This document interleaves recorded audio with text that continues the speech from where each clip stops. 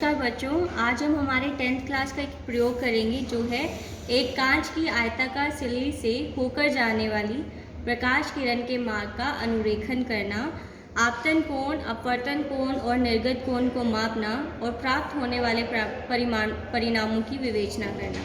इसके लिए हम क्या करेंगे, हम एक बोर्ड पर वाइट शीट रख देंगे। इस वाइट शीट पर हम एक आयताकार कांच की सिल्ली को बीचों बीच रखेंगे और इसकी बाउंड्री बना देंगे, इसकी आउटलाइन बना देंगे।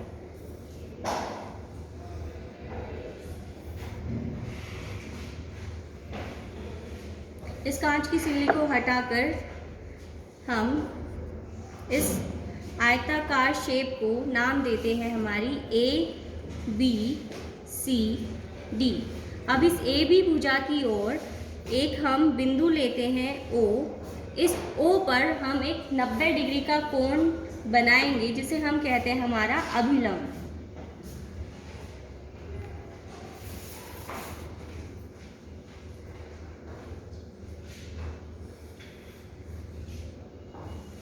ये है हमारा अभिलंब और इस अभिलंब का नाम है N डैश।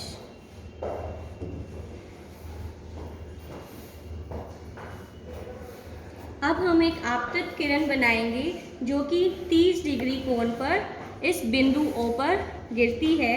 तो हमारी आपतित किरण जो 30 डिग्री पर बनेगी वो है ये। इस आपतित किरण का नाम है OP। अब वापस से इस आयताकार सिल्ली को इस पे अगर हम रखें और इस आपतित किरण पर हम 2 ऑल पिन को लगा देते हैं।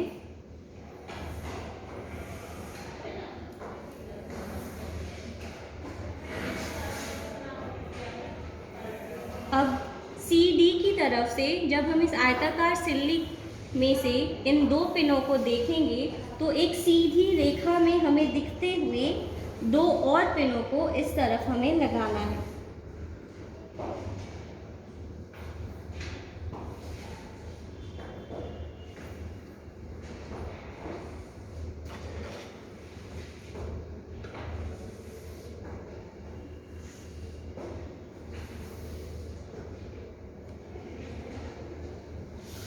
अब इन पॉइंट्स को अगर हम नाम दें तो ये है आपका P1, ये है P2, ये पॉइंट है आपका P3 और ये है P4।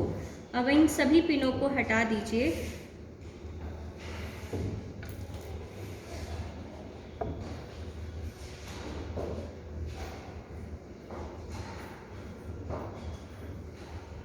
अब हम इस P3 और P4 को स्केल की मदद से मिलाएं तो एक सीधी रेखा जो कि CD भुजा पर आकर मिल जाएगी।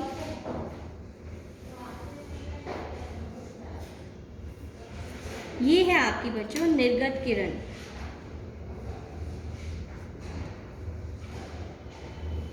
और ये है आपतित किरण।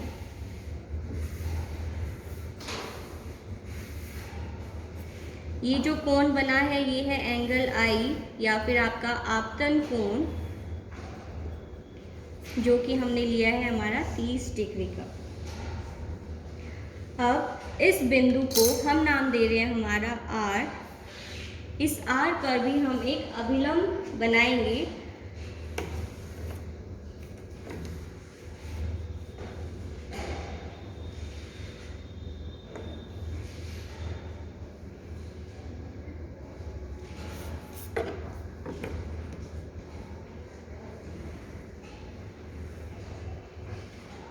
ये अभिलंब है हमारा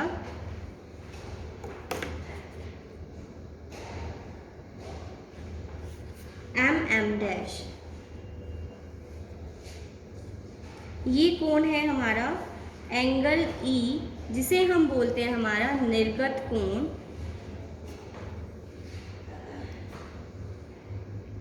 अब एक स्केल की मदद से इस पॉइंट O और R को हम मिला देंगे।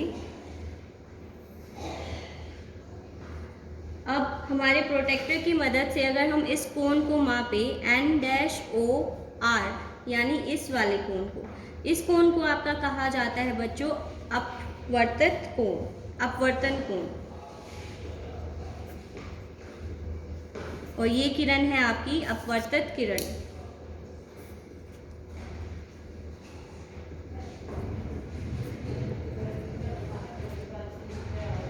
तो ये कोण बनता है आपका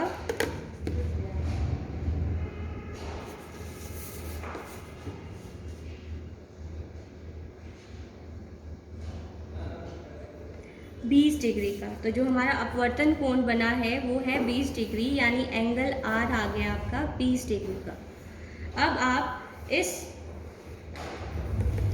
बिंदु O से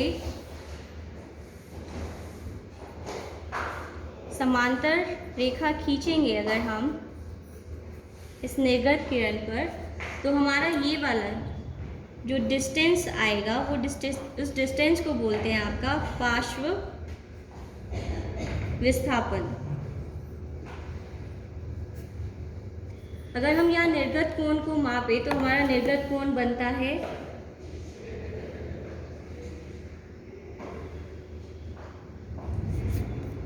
28 डिग्री का। तो इन्हें अगर हम हमारे एक सारणी बनाएं, यहाँ पर है आपका आपतन कोण, अपवर्तन कोण और तीसरा है हमारा निर्गत कोण।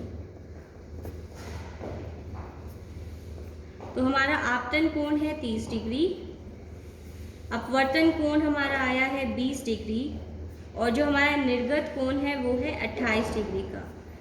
जब हम इस हमारे परिणामों की विवेचना करते हैं तो हम जानते हैं कि हमारी जो प्रकाश की किरण है वो जब सघन माध्यम में, हमारा जो ग्लास यानी कांच की सिल्ली है वो है सघन माध्यम,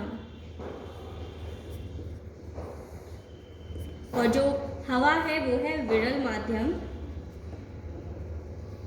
तो जब प्रकाश की किरण किसी विरल माध्यम से सघन माध्यम में जाती है तो वो अभिलंब की ओर मुड़ जाती है, यानी हमारा जो कोण है वो छोटा हो जाता है। यही कारण था कि जब हमारी किरण विरल माध्यम से कांच की ओर आई तो हमारा जो कोण है वो 20 डिग्री का यानी कि कम हो गया।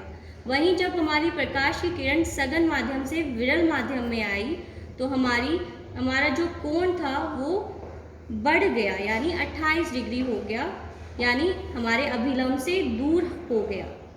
यही है हमारे इस प्रैक्टिकल का मकसद। हमें यही पता करना था कि हमारी प्रकाश की किरण सघन माध्यम में और विरल माध्यम में अभिलंब से दूर जा रही है या अभिलंब के पास।